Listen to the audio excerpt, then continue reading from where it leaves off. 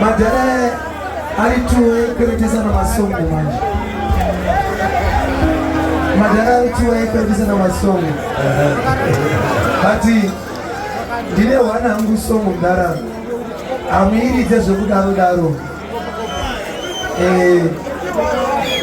Abainde jawe bane bane imansa na wia. Ngango punza ukuthi makayimba mafundi ndara. So ngekuthi chara kupa.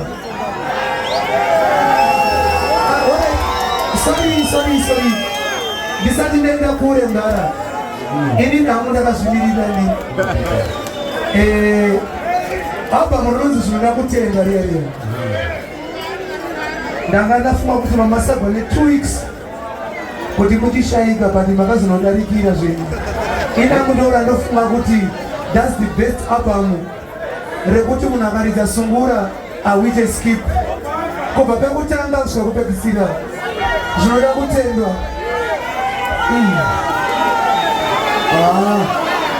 Wona ndotenda si. Jafaniyo.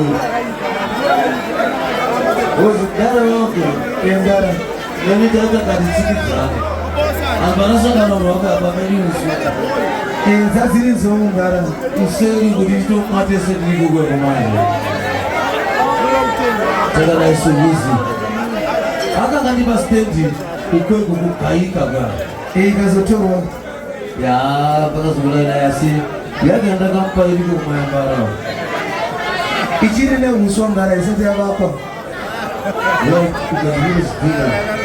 Kugapana langa.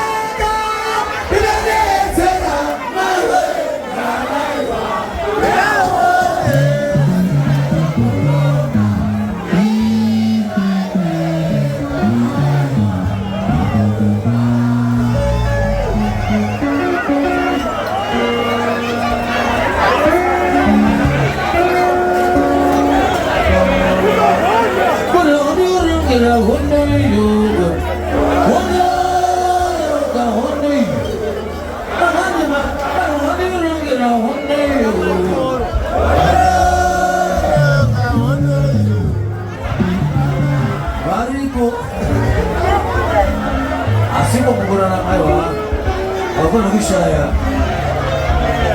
shirira shirofika unovi zvakaona zvinofamba zviri zviviri